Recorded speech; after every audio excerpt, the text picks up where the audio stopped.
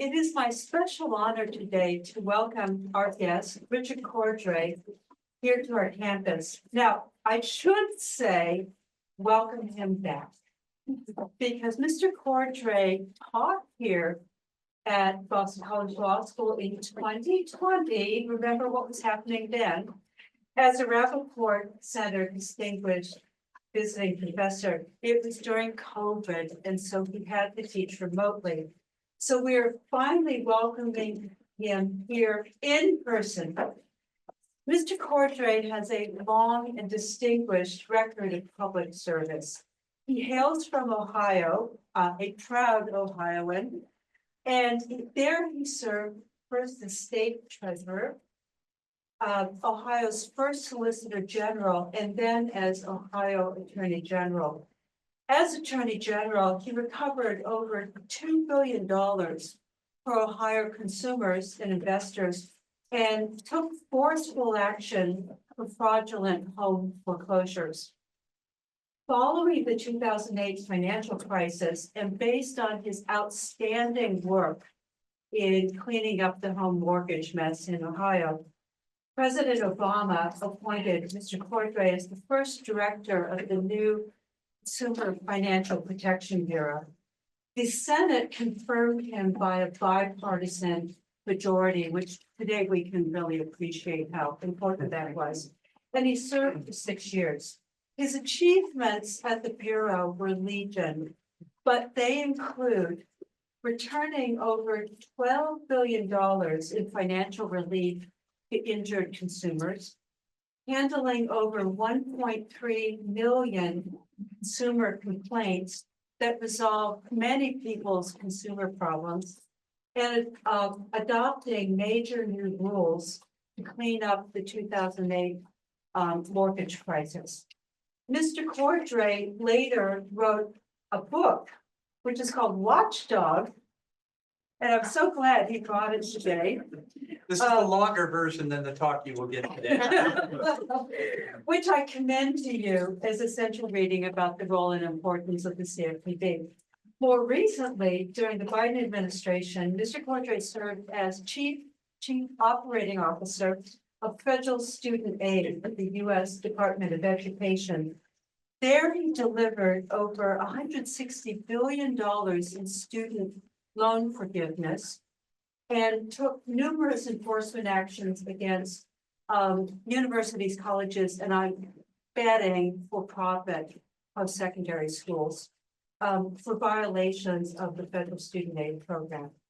Among Mr. Cordray's many other achievements, he was also a law clerk to not one, but two Supreme Court justices, Justice Byron White and Justice Anthony Kennedy. And on the court, he also clerked with our own Professor Sharon Beckman. Later as a lawyer, over his career, he argued 7 cases before the U.S. Supreme Court. Unless you think that Mr. Cordray doesn't have a life, he is a 5-time champion of Jeopardy. But Mr. Cordray is a champ in another way as well. And here I get very emotional, so forgive me. I had the honor of working with Rich while we were both at the CFPB. It was a delicate time because whoever headed the CFPB had a weighty responsibility. They had to create a brand new agency from nothing while cleaning up the mess from the 2008 financial crisis, which devastated millions of families through both job losses and foreclosures. And we call this building the plane while flying it. That was our slogan. Mr. Cordray, as the CFPB's first director, was the man of the hour.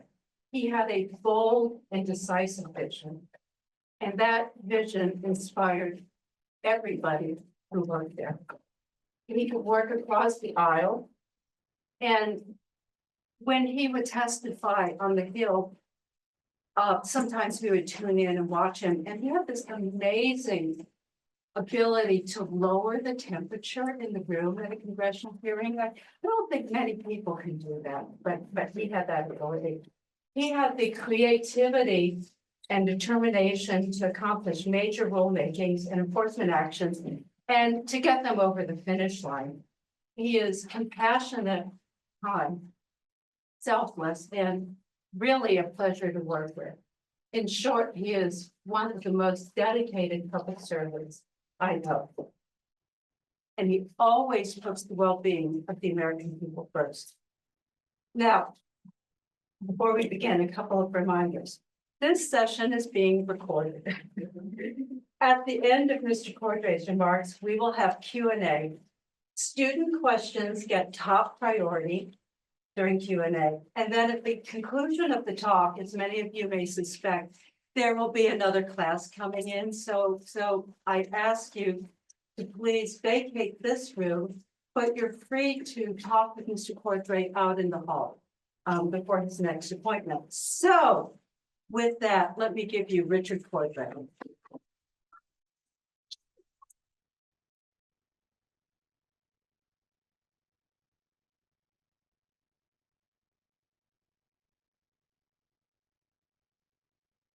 Thank you, Pat. And I will say that listening to Pat's introduction of me makes a fellow feel like Paul Bunyan.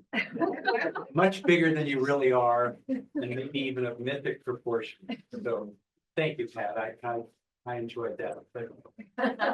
You're welcome. I disclaim the accuracy of all of it. And I always tell the truth. So I'm going to talk today about the formal title of the talk is the push-pull of federalism, especially in the area of consumer finance. But it's really sort of three stories interwoven, and I could talk about this for days, not just for an hour, particularly in light of current events that have transpired over the past week. Involving the Consumer Financial Protection Bureau, which is under siege right now from the Trump administration, which has never been a fan, and now is in a position to do make serious alterations in what's happening at the CFPB. The three interwoven threads are: there is the personal, which is sort of my own personal and somewhat accidental evolution into the field of consumer finance. There is the actual history of consumer finance through the financial crisis, all the way up to the COVID pandemic and to the present day, which is a larger playing field of our country where everybody has had experience with the events of our times. And then the backdrop, the sort of formal framework, is how this has affected federalism. And I will just say, by way of introduction, that American federalism is a profound invention of our founding fathers that has not really been replicated in anything like the same fashion anywhere around the globe, where power is divided among different branches of the government at the federal level. It's also divided between the federal level and state and local government. And if you look at the numbers of people employed in state and local government, it dwarfs in many respects what's done at the federal level.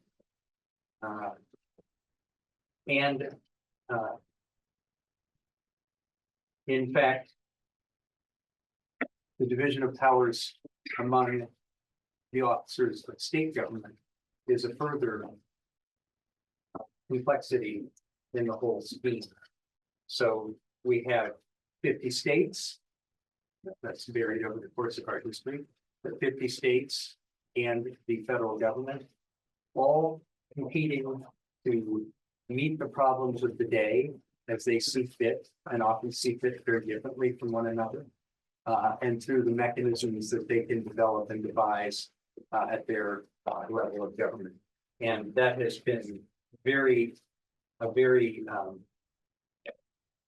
busy platform through the financial crisis and as consumer finance authority has evolved over the last 15 years in particular. Let me talk a little bit about, I'll start with the mortgage crisis that led to the financial crisis of 2008, 2009, which ultimately led to the Great Recession of 2010 and forward. A recession that cost millions of people their homes in this country because of the bad mortgage lending that had infected the system. Cost millions of people jobs in this country because the infection of the mortgage market had seeped through to financing into many other spheres of the economy and broke the banks in many respects and caused them to have to be bailed out at the federal level. And it was a crisis that was not conceived in advance, took everyone by surprise. And I could say this because at the time when I was at the CFPB from 2012 to 2017 as the director, I also served on the FSOC, the Financial Stability Oversight Council, which was created by the Dodd-Frank Act, which also created the CFPB, and had the heads of different federal agencies that had to do with financial regulation, including the Federal Reserve, including the Treasury Secretary, including myself and others. And they were grappling with the completely unanticipated fallout of what started as a mortgage crisis in this country. I first saw that beginning to unfold in Ohio. And early in the reverberations that ultimately led to the financial crisis, there were puzzling signs that we didn't really understand about things that were happening around us. So this is Ohio, if you take yourself back to 2002. I got myself elected to a only public office in Ohio, where I was the Franklin County Treasurer. So I was the local county treasurer in Ohio, in the county that had Columbus, the capital, as its county seat. And the job of the county treasurer revolved specifically around the property tax collection for the county, which was a major source of financing, which had to do with the valuations of real estate and the amount of property taxes levied upon them, and then people's meeting their obligations to pay their property taxes as the owners of the property, with residential and commercial real estate. So I was the county treasurer. I was county treasurer for 4 years, and during that period, we began to see strange things happening that we did not understand. They jumped in foreclosures, people losing their homes because they could not pay their mortgages. And then as we began to we were just feeling our way. This is like the blind man and the elephant. As we began to feel our way, we're trying to understand why is there a higher number of foreclosures happen? Why is there a higher amount of unpaid property tax than there had been? The economy still seemed pretty solid. There was a sort of mini recession in 2001, 2002, and we came out of that and things seemed better again, 2003, 2004, 2005, but we had this oddity going on in our real estate market that we didn't understand. And so we created, I was all about doing homely things to try to address problems. We created what we called the Save Our Homes Task Force.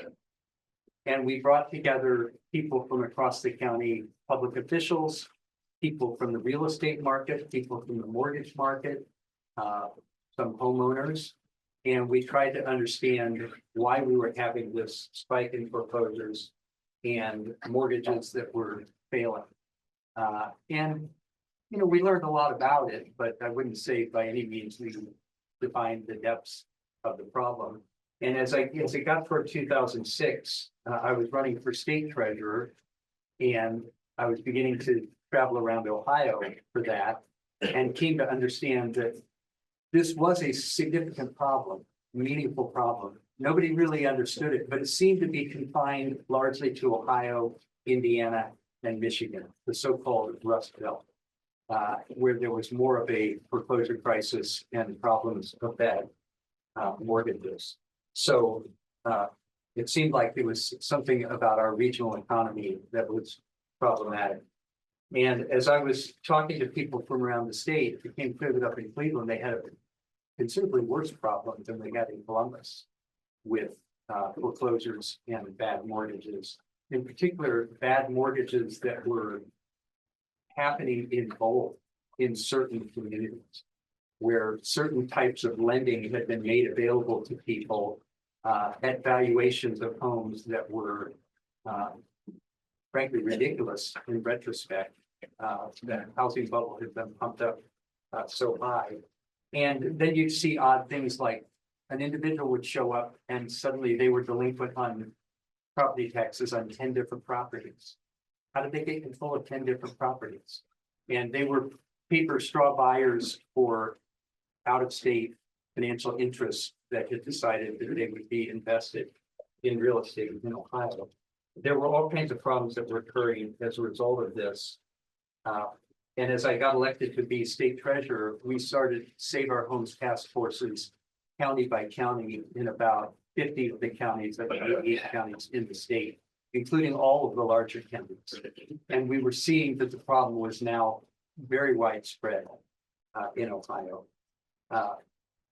It was around that time that the problem actually started to show up elsewhere in the country, and we started to first hear of the so-called sand states. You know, Ohio, Indiana, Michigan had been leading the nation in foreclosures, mortgage foreclosures, for a couple of years, and had been outlier spikes in those. But suddenly, California, Arizona, Florida, Texas, they were all having problems as well. And in some cases, the problems were looking even larger objectively than the ones we had in Ohio. So we continued to work with the situation. And then while I was state treasurer, I was in charge of all the state's investments and had say over pension system investments in the state, which is many billions of dollars. And we were seeing that the problem of the mortgage market was starting to infect financial investments by companies on a broader scale across the country. And we didn't fully understand that either.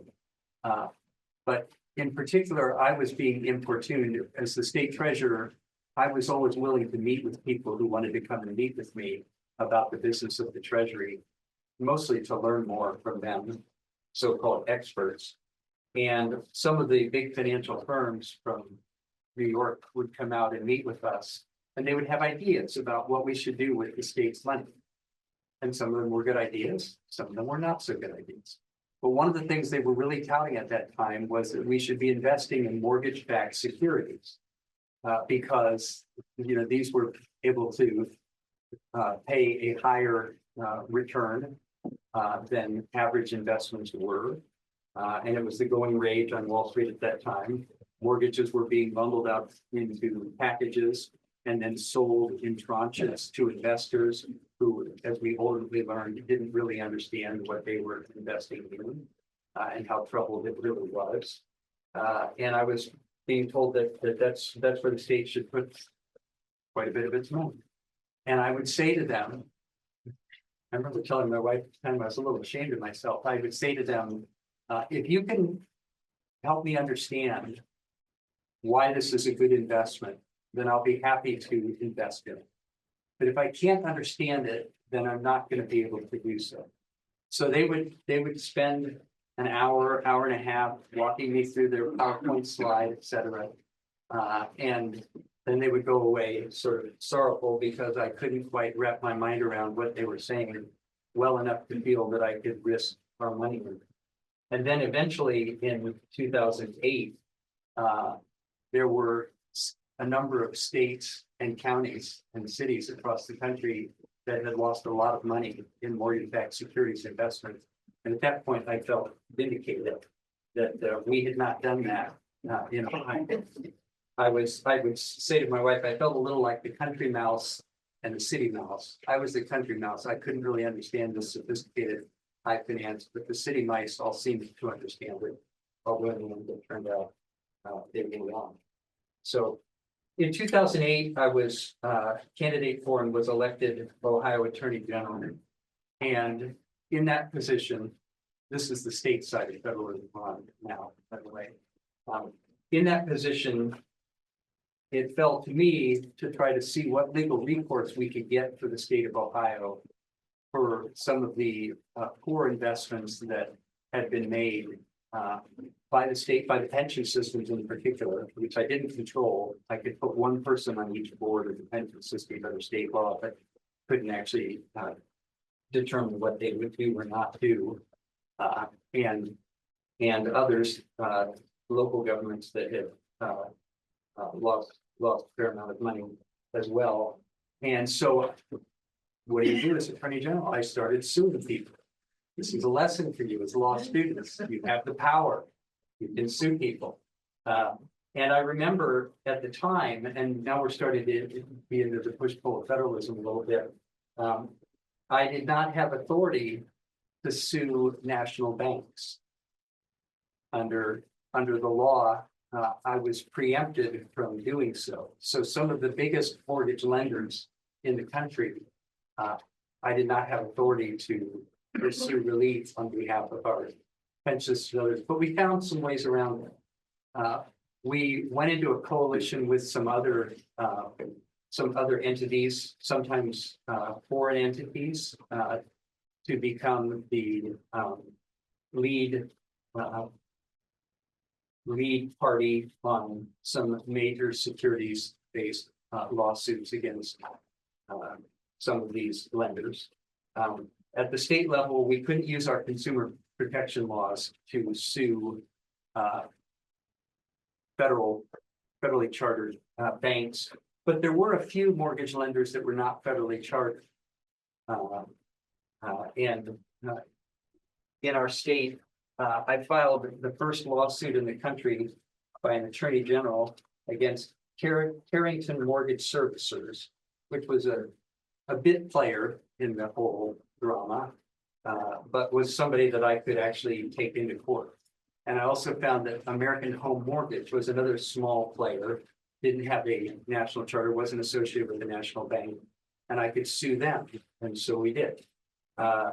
And I was the second attorney general at that point to sue a mortgage servicer for defrauding Ohioans. And then later we learned that one of the largest 5 mortgage lender financiers in the country was GMAC, the General Motors Acceptance Corporation, that was the financing arm for General Motors selling cars that had grown up over the years, and they had gotten very much into the mortgage business. They did not have a national charter, so we could pursue them. And at one point, the problem was bad enough in Ohio. There had been enough GMAC lending that I sent a letter to every common pleas judge in the state saying that if you had foreclosure actions involving GMAC mortgages, you should look carefully at the authority of the mortgage and whether it could be considered good in your courtroom. That's how bad and unreliable this had all become. So around that time, the problem was that mortgages were not a regulated product at the federal level in any meaningful way.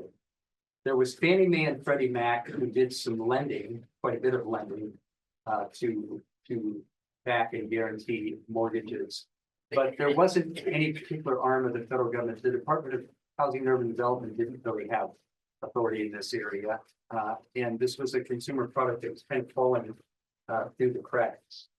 So at that point, as I'm Attorney General of Ohio, the Attorney General of Iowa, Tom Miller, and of Colorado, John Struthers. This again is in an era where there was more bipartisan working across the aisle. John Struthers was a Republican and Tom Miller was a Democrat.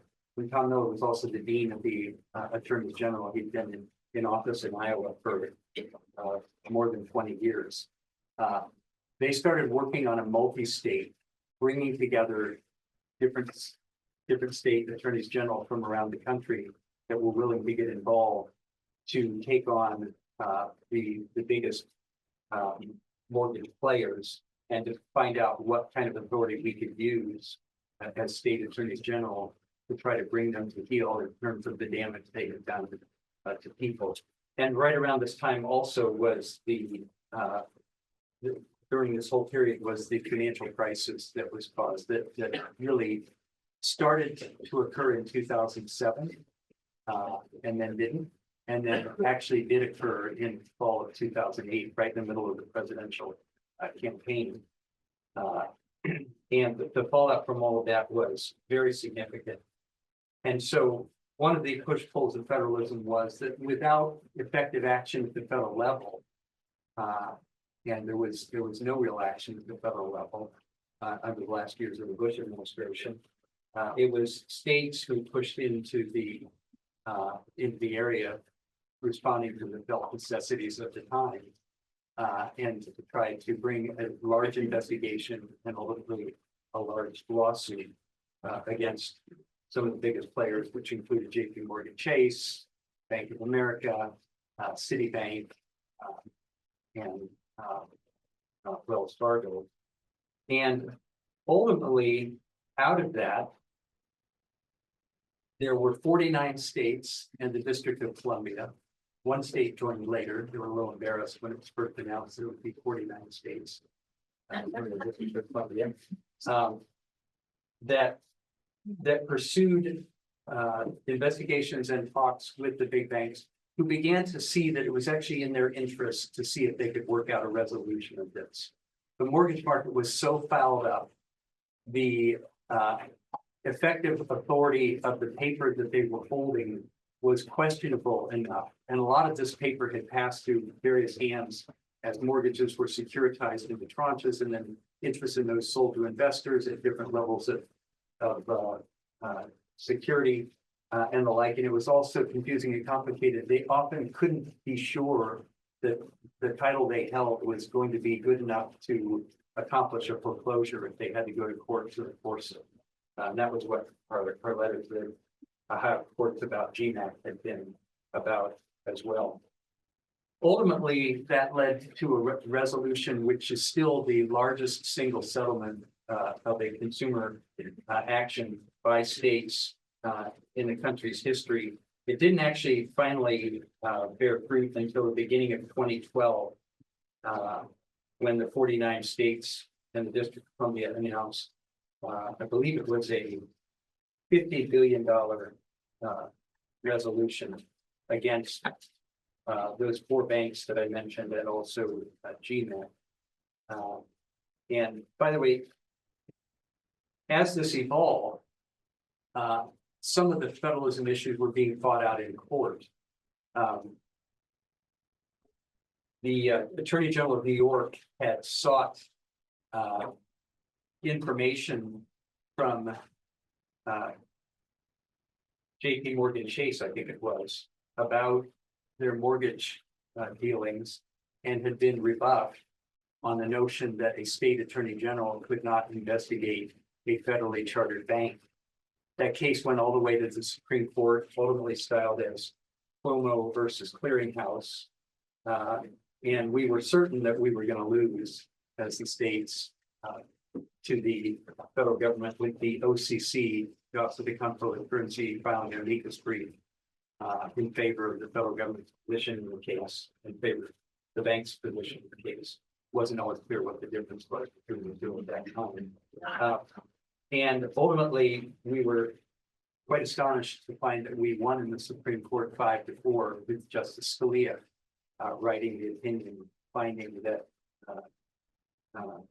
our ability to investigate the banks was not entirely preempted by the 1864 National Bank Act, which gave us a little more momentum in our efforts against the big banks. So ultimately, that case was resolved. I mean, that investigation was resolved and there was a joint announcement, but because it was 2012, there had been an election in the meantime. And power had changed hands in Washington. And the Justice Department was now actually interested in working with us to try to help achieve a resolution. It had brought in some of the other federal agencies. So there was a very, very broad resolution of the case. And it was an example of we started as states doing something because nobody else was. We weren't sure of our authority. Our authority was strengthened during this period by a Supreme Court decision. But ultimately, the federal government about faced and joined forces with us and ended up arriving at that resolution, which was seen as sort of clearing the decks a little bit on the disarray and the whole upset in the mortgage market that had caused so many problems for the financial system. Also, another legacy of that saga was that the Congress started taking a look at this and wasn't satisfied with a system where there could be such major risks caused by a consumer financial product, mortgages in particular, that could actually blow up the economy. And there was a desire to find ways to put systems in place that would prevent that happening again. And they had seized upon an idea that had been sounded out in a journal article. So another lesson for law students, that journal articles are not necessarily entirely fallow. They can actually have consequences. By a law professor named Elizabeth Warren, that there should be a consumer agency that would protect consumers at the federal level, but there was nothing like that in place. There have been state laws and state traditions of lawsuits going back even to the common law that attorneys general had some authority to protect consumers at the state level. But in terms of finance in particular, with the complexity of the products and the like, it was thought that we would be better off with a federal agency that could dig in on that and try to constrain some of the terrible behavior that led to so much harm to so many people. And that became ultimately the Title 10 of the Dodd-Frank Act. I brought it with me. You can see the dog-eared copy that we used to carry around at the Consumer Bureau because we had to understand what our authority was. And the only way to do it was to go into the 150 pages with the Dodd-Frank Act, Title 10, and figure it out. And the Consumer Bureau had the authority to regulate financial products on behalf of consumers.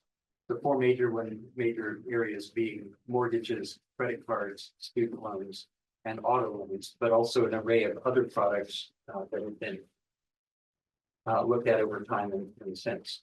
And the Consumer Bureau, which was enacted as part of the Dodd-Frank Act, which was a big financial reform act, which runs to many, many more hundreds of pages in the other titles, was enacted in the summer of 2010. Yeah, 10. That's right. 2010, and Elizabeth Warren was tapped by the president to be a special advisor to the president and a special advisor to the Secretary of the Treasury, and to help stand up this new agency. That is a very unusual thing in the federal government, to actually create a brand new agency from scratch. There has to be such an overwhelming need and justification for it that the Congress will actually countenance that step being taken, and then to actually be involved in carrying that out is quite a portentous and I would say heady project being engaged in. So she was there for the first year, which was the transitional period under the statute. We didn't exist as an agency. We were part of the Treasury, but we were getting ready to stand up as an agency that would become an agency 1 year after the passage of the act, the summer of 2011. I was recruited by Elizabeth Warren to, and Pat McCoy and I were talking last night about what it meant to be recruited by Elizabeth Warren in the early days. She She wouldn't just not take no for an answer. She just didn't appreciate that there could be an answer of no. It just could not be. Anyway, I had been defeated for Attorney General in the fall of 2010. 3 days later, got a call from her asking me to come head up enforcement for the Bureau. And I said, look, I live in Ohio. I mean, you're in Washington. I'm not going to do that. And she said, well, my husband and I taught at different law schools over the years. We've often been apart, but it works very well. It worked very well for you too. And the next thing I knew, I was commuting to Washington 50 of the 52 weeks of the year for the next 7 years. So in any event, be careful with your wish for, I guess. Anyway, I went to work at the Consumer Bureau and then was tapped by President Obama to be the first director of the Consumer Bureau. And there you see in the push-pull of federalism, the federal Congress was not satisfied to have states be trying to manage an area like this that had caused so much damage to the country. And they wanted a federal response. And so they were able to accomplish that at a time where the Democrats held a majority in both houses and also the presidency and able to push that through. Unfortunately, it has become something of a political lightning rod because a number of Republicans took issue with it in its later stages and ended up not supporting the bill based on that and some other areas where they considered there to be overreach. And that would lead to continuing partisan problems over the Consumer Bureau that extend to this very week and into the future. But so you had the federal government now entering the field of consumer financial protection in a big way. And setting up this new agency was the job that fell to us, and to make sure that it carried out the directives of the Congress, in particular to protect the mortgage market and render it safe for the future, which I believe we did. Our first rounds of regulations, the first 2 to 3 years of the agency were focused, primarily on the mortgage market. It's such a huge market, and so much had to be done and put in place. And those protections have endured to this day. That market has been safe. The interesting thing is that when the market is properly regulated, both consumers and the financial companies themselves benefit by the safe, stable market. And the mortgage companies and the mortgage lenders have in fact been very supportive of the Consumer Bureau's mortgage regulations and have recognized that this saved them from themselves back in the day and is the strong foundation to build upon going forward. And that has been true ever since. In fact, twice in the Supreme Court, when the CFPB's authority was under constitutional challenge, both times the Mortgage Bankers Association filed briefs supporting the Bureau and saying, whatever you do, don't throw out these mortgage rules that have been so influential in protecting and preserving our market and making it work. In the early days of the Consumer Bureau, you enter another phase of this sort of push-pull of federalism where we made it a point, in part because I was a former state attorney general and was closely aligned with them and had worked with them on this mortgage settlement and investigation over my years there. We made it a point to reach out and work closely with state attorneys general, a period of what I would call cooperative federalism. And in the few states that had them, state bank superintendents that had some muscle over some consumer protections, including in particular in New York, where we had great allies there who were very aggressive as we were, and saw things hand in glove, and we often worked together on things. The other reason that was important was, at the time, the Consumer Bureau was under fire. The statute had been passed. Then in 2010, the Tea Party movement caused a complete revolution in the Congress, where Republicans took a significant majority in the House of Representatives, and they were deeply opposed to the new Consumer Bureau. And our authorities were under fire. We did not have a confirmed director. I had been appointed by President Obama in January of 2011 to be the acting director, but I had not yet been confirmed. In fact, there was a stone wall set up in the Senate by the Republicans that they would not move forward with my confirmation process. And it took a year and a half and the effective implementation of our mortgage regulations before any of that softened. And ultimately, in the summer of 2012, they did confirm me as Pat mentioned by a bipartisan vote, I think 66 to 34 in the Senate. But in the meantime, our authority was somewhat in question because I was not a nominated and confirmed director. And so one of the ways we could fill that gap was if we worked closely with State Attorney General on enforcement actions, and we brought them jointly with them, which we did in a number of instances. It wasn't so worthwhile for the financial companies to defend against us by trying to get us ousted from the case because the State Attorney General would still be able to proceed in any event. So we worked hand in glove with them, worked together on a lot of investigations and enforcement actions. And that was a way in which we could shore each other up. Us adding the deep analysis and resources that we could bring to bear as the federal agency and the states lending the cover of their authority to us and then working with us. And often in a bipartisan way on these investigations, which took some of the political sting out of them to the extent that the banks or others were trying to push back against being investigated by us. So that was another way in which cooperative federalism was helpful to the agency. Fast forward to 2016, and I'm going to try not to have this go on forever.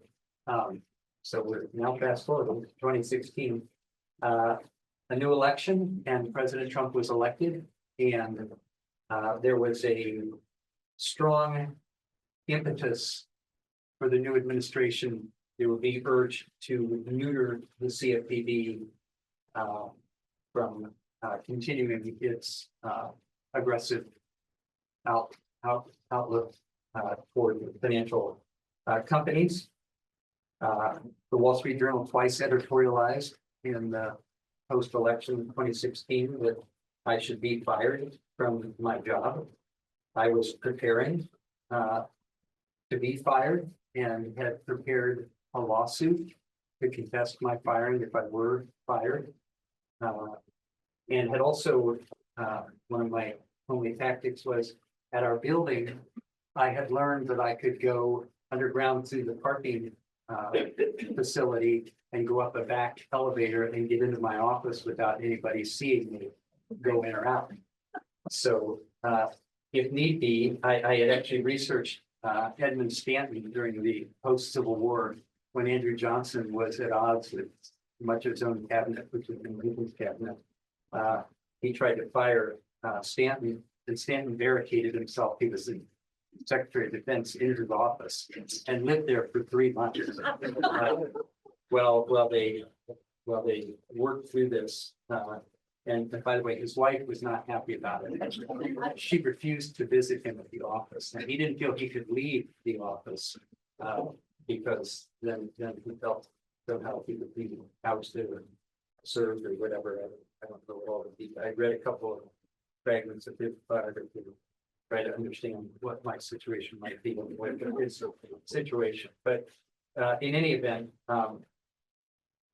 mid-January, no, I guess it was February of 2017, they sent Gary Cohn over to negotiate with me about my situation. And actually invited me to dinner at the Trump Hotel in DC, which at the time was right near the White House, since it's been sold. They may be trying to get back now that it's flush. But we had dinner, and I explained that my position was that I was going to stay for a period of time. My term would be up by sometime in 2018. But that as long as I was there, I would give them a heads up on what we were doing, but I would continue to do what I thought was right for consumers. And he accepted that. And they left me alone until November of 2017, when I finally stepped in from the position. That isn't to say that they were happy about it or embracing or supportive. We adopted a rule restricting binding arbitration in consumer finance matters, and they went to the Congress and got that overridden, got that vetoed by the Congressional Review Act mechanism that required Vice President Pence to be driven across town to break a 50-50 tie vote to sink our arbitration rule, which I was very unhappy about. It was very important to protect consumers, and still has not been adopted to this day. But in any event, that was a period of, there was real pushing against one another between us and the Trump administration, and some states that supported us and some states that opposed us. And we started to see the states breaking into their respective political camps around this time. Some states, though, responded to the Trump administration by broadening their activity in consumer finance. If the federal government was going to be in retreat, the states could potentially move in and do more. And in 2019 and 2020, I was involved in an effort in California where we got the California legislature to adopt legislation that strengthened the Department of Financial Protection in California, and made it more like a mini CFPB. And that, together with already strong laws that were on the books in New York, gave us, a couple of very significant states that could push back where the federal government was withdrawn from the field and be active themselves. And the notable thing about consumer finance is financial products that are offered by companies on a national basis. It's not so easy for them to say, well, we'll do it one way in California, but we'll do it another way in some of these other states. I mean, the customers themselves are mobile, et cetera, et cetera. And particularly if you have two large states like California and New York pushing against you, often they would sort of have to yield and not defy those states. So again, in federalism, it doesn't have to be 50 states unanimous in lockstep with one another to influence policy. It can be just a few states, particularly if the market is such that it was hard to resist them if they're willing to be aggressive and move forward. There were also some efforts under the Trump administration to block states, and particularly in the student loan area.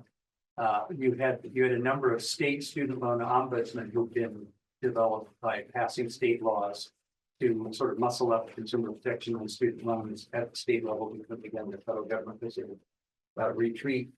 And there was an effort made by the Department of Education to put in place a rule preempting those state laws and state authorities from governing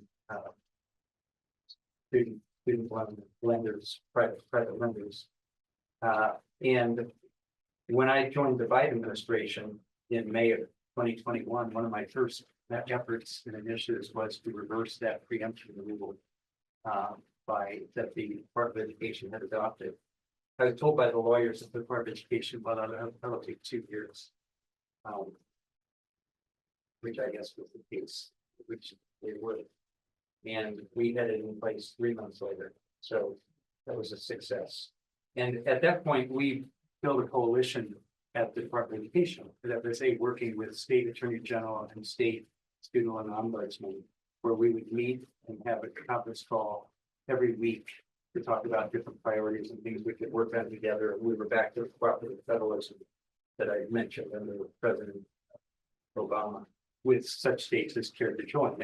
And it wasn't just the blue states. There were also a number of red states. Maybe they were monitoring the calls, what was going on, who knows, what their motivations were, but there was the real effort that we went back to more of a cooperative federalism. Now we come upon today's events, the events of the past week, and we have a crisis at the Consumer Financial Protection Bureau, where under these muscular notions of supreme unitary executive authority, they are potentially seemingly willing to disregard statutes and laws. Again, it's Title 10 of the Dodd-Frank Act, this document here that created the Consumer Bureau. And it says a lot of things about the Consumer Bureau that are law of the land, including many uses of the word shall, which is mandatory, and that courts understand has to be respected if the rule of law is to be upheld. And we will see what happens out of all of that. They seem to be acting very aggressively toward the CFPB as they're acting aggressively toward other parts of the federal government. Some of that is an interim attack and see what can happen, what kind of disarray they can sow, and whether people will leave and lose heart. At the same time, they seem oddly respectful of certain types of legal authority. So I think it's early days here. It's been a week since the new acting director was put in place, the budget director brought, and been a little bit of a yo-yo. And as of last night, they fired all of the probationary employees at the CFPB, which is people who I'm not quite sure if it's been there less than 6 months or less than a year, but it's the newest employees.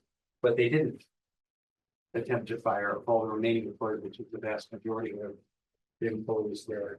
So unclear exactly what their intentions are and whether they are going to respect the rule of law while being as aggressive as possible at pushing its boundaries. But they also nominated a new nominee for the director of the CFPB last night, which is also curious if in fact they're trying to detonate a nuclear bomb that leaves a smoke and ruin. So I think we don't really know at the moment exactly what all is going to happen there, but it's a very ominous development. At a minimum, there is going to be much less activity than there was before, much less effort to protect consumers, and it puts people at risk and puts people in danger. And these people that it puts in danger are American families like yours and mine, who can be hurt by financial products and often not even realize it until if ever somebody has brought it to their attention. These complex and very protein products that are just a set of contract terms and fees and the like that can be changed at any given moment. So notably, what are we now? 1788 was the founding, so we're 237 years beyond the founding of our federal system under the U.S. Constitution, and these battles are being waged on brand new fronts and with new theories and new thinking, but with very meaningful practical realities hinging on the outcome of them. And the area of consumer financial right now, it is an active and fascinating field, but again, with very real consequences for very real people. So anyway, I'll stop there. I promise to leave time for questions. I'm going to have to go over time to do that, but I will until somebody tells me I have to vacate and let somebody else teach a class in here. So if you have questions, feel free.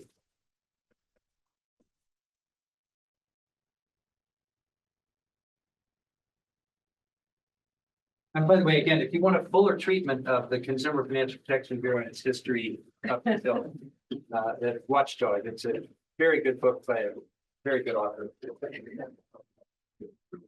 Anybody have questions? My name is Amanda Taylor. I am the current executive director of the Rappaport Fund. So on behalf of Rappaport Center, I want to thank Mr. Cordray for his remarks. We give folks a minute to leave who are at the next class, and then open it up for questions. Yeah. So first, any students who want to ask Mr. Cordray a question? and we don't open up to faculty and staff. And by the way, notably, as the former administration came to a close, the CFPB put up a document on its website called Strengthening State Level Consumer Protections, which is an open plea for the states to move back in and to be aggressive in this area once again, if in fact the federal government is going to be as we expect, we now see quick retreat.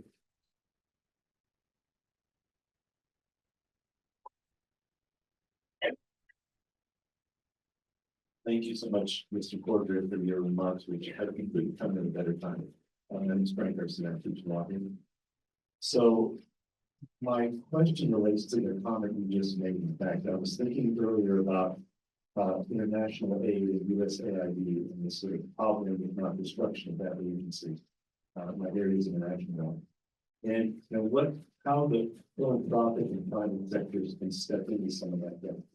And I have the same question for you, if you'd be willing to expand on not only how states can step in, but how other actors can step in to protect consumers if the federal government is going to advocate that way. Yeah, so there are any number of actors in our system. One of the nice things about our system, it's not the top down, it is not command and control, despite what the current White House may seem to think. That never has worked that way, never will work that way. And it will not work that way for this administration either.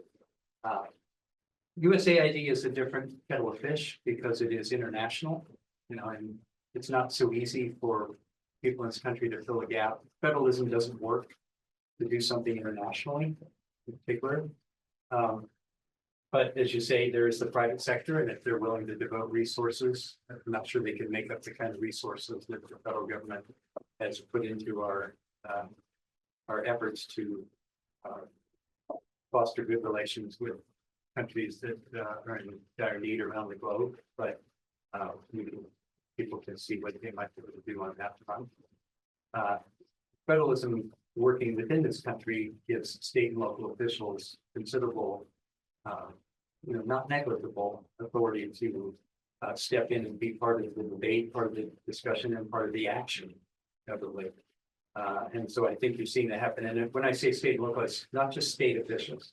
It's also county officials in some places. It's city officials. It depends very much on what their laws are or what their laws could be, how their laws might be able to be changed, how much resources they may have, how effective they can be. That varies all over the lot in unpredictable ways. And to the extent that the private sector can speak up, not just pushing on the public debate, which is always extremely important, but also potentially filling gaps and doing things that are being left undone. There's, one of the efforts we made was to lobby the state of California to muscle up consumer protection during the last years of the Trump administration, the first one, and they did, and it's made a meaningful difference.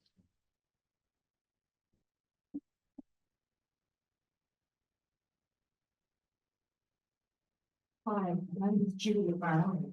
Recently retired from the city. It was a great talk a few weeks ago by David Wood, who is an international environmental law. Strikes me that there is comparable harmony in environmental matters with what's happening in terms of law and federalism. Is there one of the most comparable agencies and problems that we look and say, hey, maybe we can give each other. We've been sharing ideas and strategies. So states coming in and having higher environmental standards to make up the potential withdrawal on the national.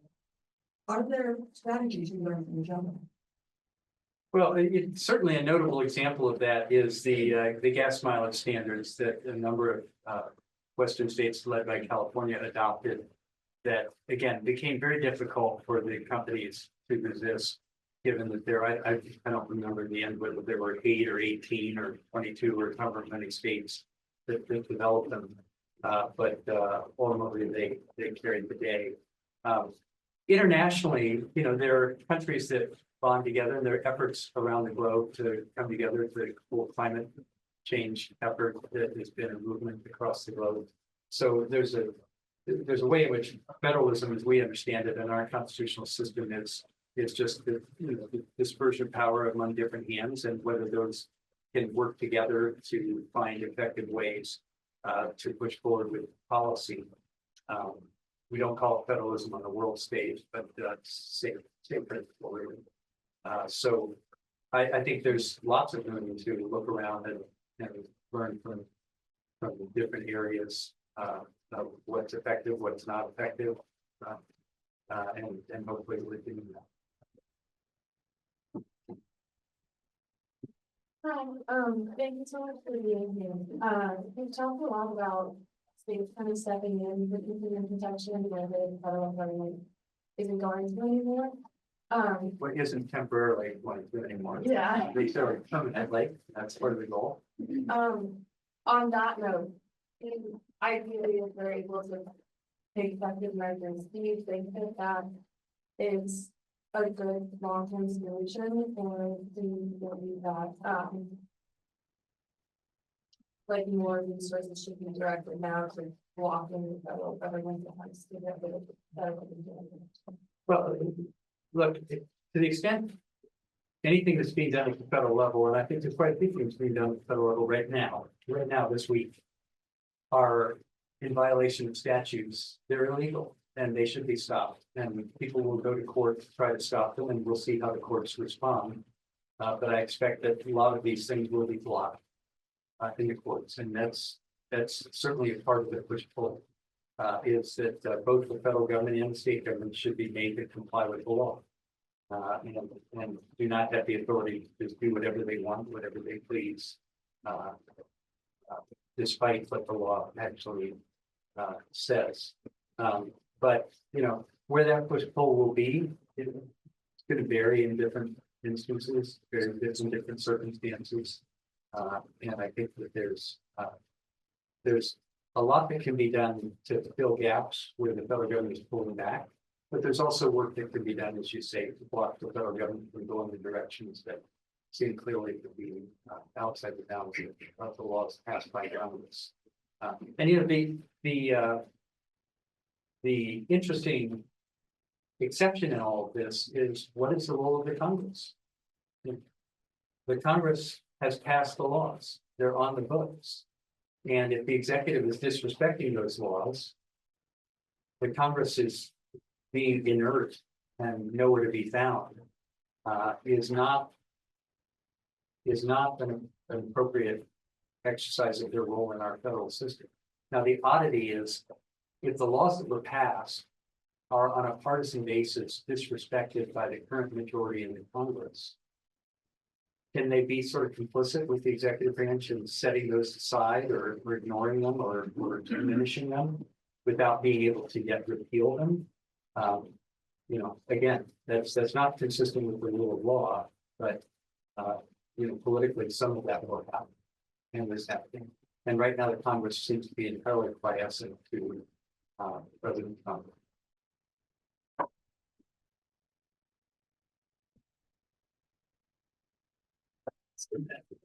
I imagine that at some point the banks or the things in these cases raise. How much the states, regulate the way they want to, because they can buy it. You can't come up and Well, that's essentially the preemption argument, is that banks and or the federal officials themselves might argue that states don't have authority to do something because federal law preempts them from doing so.